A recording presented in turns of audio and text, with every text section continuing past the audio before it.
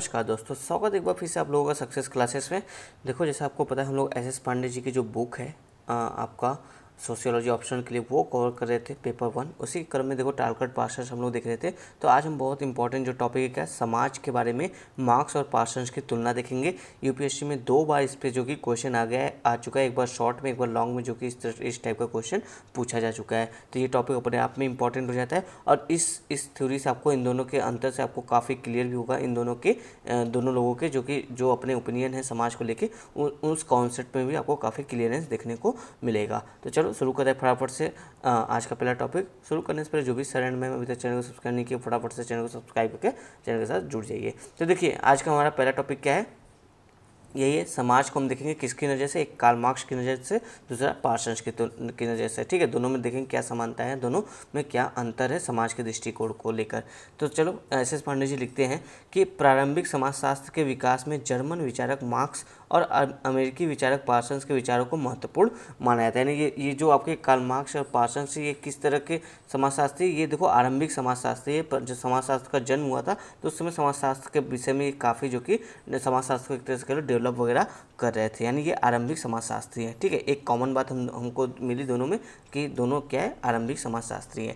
फिर देखो और क्या कॉमन बात है कि दोनों बृहद सिद्धांतवेत्ता है तथा दोनों ने समाज को समग्रता में समझने का प्रयास किया है। यानी कि देखो, जो दोनों, चाहे कार्ल मार्क्स हो चाहे पार्सन्स हो, वो दोनों ने देखो बड़े बड़े अपनी थ्योरी बनाई। मतलब ऐसा नहीं कि किसी एक छोटे एरिया में वो थ्योरी लागू हो, ऐसा थ्योरी बनाया जो सभी समाजों में लागू हो, कुछ इस तरह से, जो कि बड़े सिद्धांत की बात की है। और साथ ही दोनों ने देखो समाज को समग्रता के रूप में समझने का प्रयास किया है। ऐसा नहीं कि समाज के किसी एक पार्ट को वो केवल अध्ययन करे, नहीं, पूरे समाज में को जो कि समझने का प्रयास दोनों ने अपने अध्ययन से किया है। तो ये कुछ समानताएं देखने को मिली है पार्सन्स और मार्क्स के बीच में समाज को लेकर देखते हुए। ठीक है, फिर वो कहा जाए, चूंकि मार्क्स का विचार 19वीं सदी की यूरोपीय समाज की यथार्थता से संबंध है और पार्सन्स का विचार 20वीं सदी के समृद्ध अमेरिकी समाज की यथार्थता से, फलतः दोनों विचारकों में विचारों में कई विभिन्नताएं भी दृष्टिगत होती है। यानी कि कहा जाए, जो आपका कार्ल मार्क्स के विचार है वो देखो जो यूरोपीय समाज है उस आधार पे था, जबकि पार्सन्स का विचार किस आइडिया पर है, जो अमेरिकी समाज का जो उस टाइम सिचुएशन था उस आधार पे जो कि पार्सन्स ने जो कि अपना सिद्धांत वगैरह या विचार वगैरह समाजशास्त्र के दिए हैं। तो ये एक डिफरेंट हमको देखने को मिल गया यहाँ पे। फिर देखो यहाँ पे कहा जाए कि दोनों ने समाज को विभिन्न अंगों से जुड़ी समग्रता या संरचना के रूप में देखा है। अभी हमने ऊपर बात किया था कि दोनों ने समग्र समाज को समझने का प्रयास किया है, यानी दोनों ने जो समाज के जो विभिन्न अंग है उसको आपस में जुड़ा हुआ माना है। कैसे, वो भी हम आगे देखेंगे। तथा समाज के एक कारकीय विश्लेषण प्रस्तुत किया, यानी दोनों ने समाज का मतलब कि एक ही बात को लेकर जो कि पूरे समाज का विश्लेषण किया, चाहे वो कार्ल मार्क्स हो चाहे पार्सन्स हो। तो फिर देखो यहाँ पे कहा जा रहा है, परंतु पार्सन्स समाज की सभी घटनाओं के मूल में समाज यानी जो सामाजिक मूल्य उसको स्वीकार करके सामाजिक निर्धारण की कोटि में कोटिकृत है, तो मार्क्स उत्पादन प्रणाली या अर्थव्यवस्था को सभी घटनाओं का आधार बताकर आर्थिक निर्धारण की कोटि में सम्मिलित है। तो यहाँ पर देखो कहा जाता है कि जो आपके पार्सन्स है वो समाज का आधार क्या मानते हैं, जो आपके सामाजिक मूल्य या फिर सोसाइटी है उसको जो समाज का आधार मानते हैं, और वो पार्सन्स कहते हैं कि ये जो सामाजिक मूल्य, इसी के इर्द गिर्द पूरी सामाजिक घटनाएं जो कि घूमती रहती हैं, सभी सामाजिक अंग जो कि इसी से प्रभावित होकर जो कि क्रिया वगैरह करते हैं, किसके आधार पे, जो समाज यानी सामाजिक मूल्य उसके आधार पे, ऐसा जो कि पार्सन्स का मानना है। जबकि अगर आप देखोगे यहाँ पे मैं आपको क्लियर बता दूं, जैसे पार्सन्स के हिसाब से देखोगे तो सोशल वैल्यू को इन्होंने समाज का आधार पर माना है, जबकि आप जो कार्ल मार्क्स है उनको देखोगे तो उन्होंने देखो इकोनॉमी जो अर्थव्यवस्था है उसको देखो समाज का आधार माना है। तो ये मेजर डिफरेंट है दोनों में। पार्सन्स ने सामाजिक आधार किसको माना है, सोशल वैल्यू यानी सामाजिक मूल्य को, जबकि मार्क्स ने अर्थव्यवस्था जो है उसको सामाजिक आधार बताया है। अब इन दोनों ने बोला कि ये जो आपका समाज का आधार है इसी के आधार पर जो कि पूरी समाज की व्याख्या ये लोग करते हैं। पार्सन सामाजिक मूल्यों के आधार पर पूरे समाज की व्याख्या करते हैं, समाज की सभी घटनाओं का व्याख्या करने का प्रयास करते हैं, जबकि मार्क्स जो कि इकोनॉमी या फिर उत्पादन प्रणाली जो है उसके आधार पर जो कि समाज की व्याख्या करते हैं। तो इस तरह से हमने ये मेजर अंतर देखा दोनों के विचारों में समाज को लेकर। फिर अब देखो यहाँ पे कहा जाता है, पार्सन्स के अनुसार कर्ता की क्रिया में कर्ता के लक्ष्यों का निर्धारण सामाजिक व्यवस्था द्वारा होता है, अर्थात ये लक्ष्य अंततः सामाजिक व्यवस्था के लक्ष्य होते हैं और कर्ता की सभी क्रिया सामाजिक मूल्यों और मानदंडों द्वारा निर्धारित होती है। यानी जो पार्सन्स वो बोलते हैं, जो कोई भी व्यक्ति कोई भी क्रिया करता है वो अपने लक्ष्य को प्राप्त करने के लिए जो कि अपनी क्रिया करता है, और ये सभी जो कि क्रियाएं उसकी किस में होती है, सामाजिक व्यवस्था में होती है। तो यहाँ पे कहा जाता है कि किसी भी व्यक्ति का जो एक्शन है या क्रिया है वो किससे निर्धारित होता है, सामाजिक व्यवस्था से निर्धारित होता है। और सामाजिक व्यवस्था में सामाजिक व्यवस्था में और स्पेसिफिक देखोगे तो जो सामाजिक मूल्य और मानदंड है उससे जो कि किसी व्यक्ति की क्रिया का निर्धारण होता है। यानी कोई भी व्यक्ति कोई भी एक्शन वगैरह करे तो उस एक्शन का निर्धारण कौन करे, हमारे सामाजिक जो नॉर्म्स है, वैल्यू है, उसी के आधार पर जो कि व्यक्ति सामाजिक क्रिया करता है, ऐसा पार्सन जी का मानना है। जबकि मार्क्स ने समाज की अर्थव्यवस्था को समाज के आधार के रूप में स्वीकार किया है और समाज के मूल्य, मानदंड, धर्म, राजनीति आदि समाज की अधिसंरचना के रूप में, अर्थात समाज की अर्थव्यवस्था का स्वरूप ही समाज के मूल्य, मानदंड, धर्म, राजनीति आदि का निर्धारित करती है। ठीक है, यानी कि देखो जो आपके मार्क्स है वो क्या बोलते हैं, जो आपका इकोनॉमी यानी अर्थव्यवस्था है वही देखो समाज के जो मूल्य है, मानदंड है या धर्म है, राजनीति है, इन सब का निर्धारण कौन करता है, समाज का अर्थव्यवस्था। जबकि वही पार्सन्स कहते हैं कि नहीं, जो सामाजिक मूल्य वो देखो समाज की अर्थव्यवस्था, राजनीति, धर्म सबका निर्धारण वगैरह करती है, सभी को जो कि दिशा निर्देश देती है। तो ये मेजर डिफरेंट हमने वही पीछे बात किया था, वही बात यहाँ पे फिर से कही जा रही है थोड़ा सा घुमा के। फिर देखो यहाँ पे कहा जा रहा है कि पार्सन्स का मानना है, एक सेकंड, पार्सन्स का मानना है समाज में मूल्यों और मानदंडों के प्रति एकात्मकता होती है, फलतः सामाजिक व्यवस्था के सभी इकाइयों में संतुलन एवं उच्च स्तर का एकीकरण पाया जाता है, अर्थात सहयोग, सामंजस्य और संतुलन समाज के अंतर्निहित गुण होते हैं। अब देखो जो आपके पार्सन्स वो क्या बोलते हैं कि पार्सन्स बोलते हैं जो सामाजिक मूल्य है, मानदंड है, इसमें देखोगे एकात्मकता बनी रहती है, यानी कि एक दूसरे में जो कि आपस में सहयोग करते रहते हैं और एक दूसरे से जो कि जुड़े होते हैं। इससे इसके परिणाम स्वरूप क्या होता है, मतलब जो समाज में जितने लोग हैं सभी के मूल्यों में एक समान जो कि मूल्य होते हैं सामाजिक, वो जब सभी लोग जो कि धारण करते हैं उसको फॉलो करते हैं। इससे क्या होगा, इससे देखो जो सामाजिक व्यवस्था है उसमें देखो संतुलन बना रहता है और उससे जो कि समाज में एकीकरण बना रहता है। यानी एक तरह से ये प्रकारवाद की जो थ्योरी है उसी को बात यहाँ पे बता रहे हैं, क्योंकि पार्सन्स भी स्वयं प्रकारवादी है, तो वही प्रकारवाद की बात यहाँ पे करें कि समाज में जो कि एकीकरण बना रहता है, सामाजिक संतुलन बना रहता है सामाजिक मूल्य मानदंडों के आधार पे।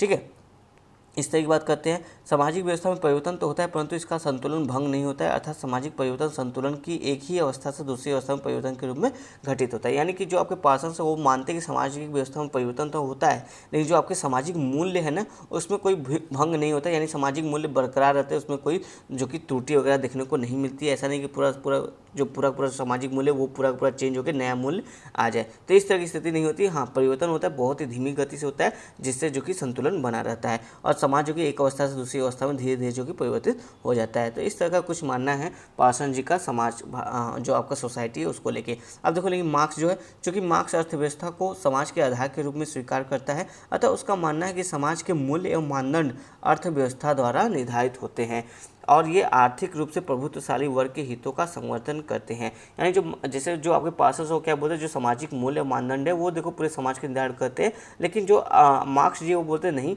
जो अर्थव्यवस्था है वो जो कि सामाजिक मूल्यों का निर्धारण करती है, उसके साथ साथ और सामाजिक अंगों का निर्धारण करती है। तो ये कॉमन बात है। और साथ ही मार्क्स एक और आरोप लगाते हैं जो कि कहते हैं कि जो सामाजिक मूल्य मानदंड है ना वो देखो जो प्रभुत्वशाली वर्ग है उसके हितों का संवर्धन करता है। यानी कि एक तरह से कह लो जो सामाजिक मूल्य मानदंड है वो शोषण को बढ़ावा देता है और जो अमीर वर्ग है उसको सहयोग प्रदान करता है। तो इस तरह की बातें, इस तरह का आरोप जो कि मार्क्स द्वारा लगाया जाता है सामाजिक मूल्य मानदंडों को लेके। ठीक है, इस तरह की बात की जाती है। अब आगे देखो यहाँ पर कहा जाता है इन मानदंडों या मूल्यों के प्रति जो सहमति दिखाई देती है वह छद्म चेतना के कारण दिखाई पड़ती है।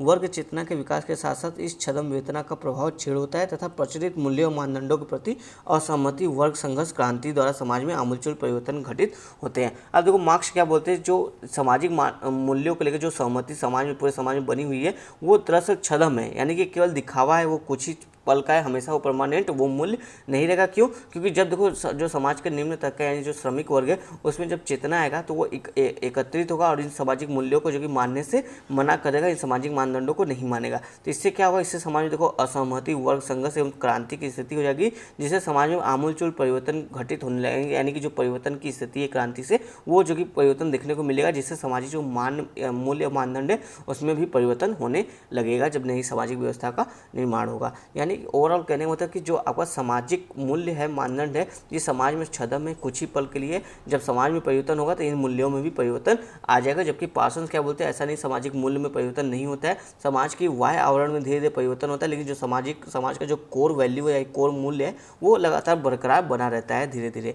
तो इस तरह की अंतर जो कि दोनों की बातों में, विचारों में देखने को मिलता है समाज को मूल्य को लेकर। अब लोग यहाँ पर कहा जाता है पार्सन्स जहाँ सामंजस्य एवं संतुलन को समाज का केंद्रीय लक्षण मानता है, वहीं मार्क्स से देखोगे तो असमानता, शोषण, तनाव, वर्ग संघर्ष, क्रांति आदि को प्रमुख सामाजिक यथार्थ के रूप में स्वीकार करता है। यानी देखो जो पार्सन्स का अध्ययन है वो देखो समाज को सामंजस्य संतुलन के आधार पर देखते हैं, जबकि जो कार्ल मार्क्स है वो देखो समाज को असमानता, शोषण, वर्ग संघर्ष, क्रांति के आधार पर ही देखते हैं।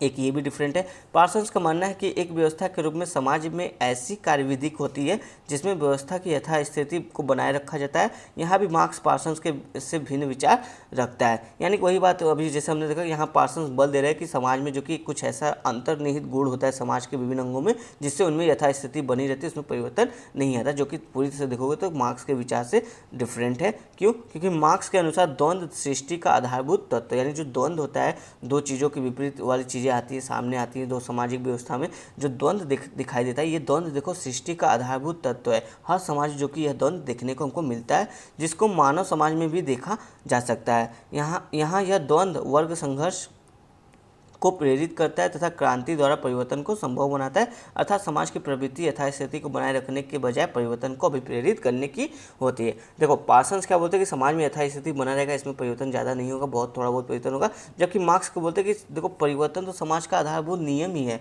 समाज का ये नियम है कि समाज में परिवर्तन होगा, और इसी समाज के क्वालिटी की वजह से, जो कि हर समाज में होता है, इसी वजह से देखोगे तो समाज में जो कि क्रांति, परिवर्तन और संघर्ष, तनाव की स्थिति हमको हमेशा देखने को मिलती है। अगर इस वजह से देखोगे तो यहाँ पे मार्क्स का जो पॉइंट है वो काफ़ी जो कि रिलेवेंट लगता है, क्योंकि ये जैसे ये कहा भी गया है कि परिवर्तन ही संसार का नियम है, तो वही बात जो कि मार्क्स यहाँ पे कहते हैं। जबकि पार्सन्स बोलते हैं नहीं, परिवर्तन नहीं होगा, अगर होगा तो बहुत ही कम होता है, बहुत थोड़ा बहुत एकाएक परिवर्तन या फिर बहुत ज़्यादा परिवर्तन समाज में देखने को नहीं मिलता है। तो ये इन दोनों के विचारों में समाज को देखने का अंतर देखने को मिला है। और एक काफ़ी इंपॉर्टेंट पॉइंट यहाँ पे स्तरीकरण को लेकर, जो कि दोनों के विचारों में परिवर्तन, विचारों में अंतर देखने को मिलता है।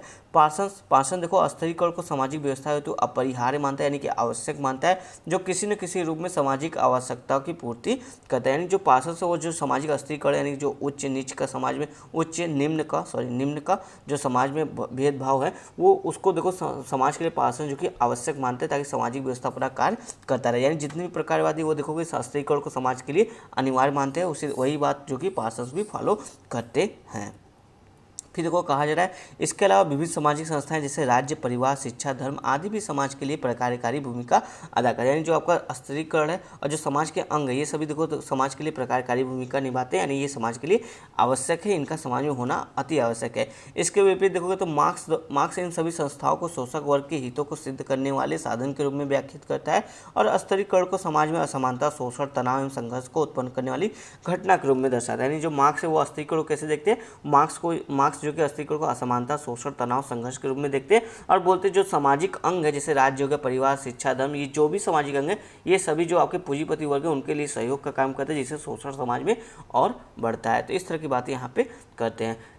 इस प्रकार हम देखते हैं कि दोनों विचारकों ने समाज को अलग अलग नजरिए से देखा है, और दोनों अपने अपने पक्षों की ओर झुके हैं। जहां पार्सन सहयोग, सामंजस्य और संतुलन को सामाजिक व्यवस्था का सार तत्व मानता है, यानी प्रकारवादी दृष्टिकोण रखते हैं, वहीं मार्क्स इन तत्वों की उपेक्षा करके अपने विश्लेषण को संघर्ष, तनाव एवं शोषण के ऊपर केंद्रित रहता है, यानी संघर्षवादी नजरिया रखते हैं। यानी दोनों के दृष्टिकोण देखोगे समाज को देखने का तो काफ़ी डिफरेंट देखने को मिलता है। दोनों द्वारा किया गया एक पक्षीय विश्लेषण ही इनको आलोचना के कटघरे में खड़ा कर देता है। क्यों एक पक्ष का? क्योंकि देखो जो आपके पास उन्होंने हमेशा समाज में सहयोग देखा है, यथास्थिति पे बल दिया, जबकि मार्क्स ने हमेशा समाज में संघर्ष को बल दिया है। लेकिन आप समाज में देखोगे, समाज में सहयोग भी होता है, संघर्ष भी होता है, दोनों पक्षों की बात होती है, लेकिन किसी में से दोनों ने, जो कि दोनों पक्षों की बात नहीं की, दोनों ने अलग अलग एक ही पक्ष के आधार पर पूरे समाज की व्याख्या करने की कोशिश की है। इसलिए बोला जाता है कि इनके विश्लेषण को जो कि इनकी आलोचना के कटघरे में खड़ा कर दिया था, यानी कि इनके जो विचार है उसके आलोचक भी काफ़ी जो कि दमदार देखने को मिलते हैं। फिर देखो यहाँ पे कहा जाता है कंक्लूजन, बावजूद इसके दोनों का विचार समाजशास्त्रीय विश्लेषण हेतु महत्वपूर्ण है, अतः दोनों को समन्वित करते हुए नव प्रकारवादियों एवं नव मार्क्सवादियों द्वारा समाज के विश्लेषण हेतु अधिक कारगर बनाने पर प्रयास किया जा रहा है। यानी जो आपके नव मार्क्सवादी या फिर नव प्रकारवाद है वो जो कि दोनों के विचारों को समन्वित करते हुए जो कि सामाजिक घटनाओं का या फिर जो भी सामाजिक चीज़ें हो रही हैं उनकी स्टडी जो कि दोनों को सम्मिलित रूप से कर रहे हैं, जो कि काफ़ी अच्छा यहाँ पे स्टडी बताया जा रहा है आज के दौर में, आज के समाज को समझने के लिए। तो ये टॉपिक आपका यहीं पे खत्म होता है। नेक्स्ट टॉपिक है आपका प्रतिमान, चर और परिवर्त। इसको हम लोग कल देखेंगे। तब तक के लिए धन्यवाद दोस्तों। जो भी सरण में हम चैनल को सब्सक्राइब नहीं किया, फटाफट से सब्सक्राइब करके जुड़ जाएँ। धन्यवाद।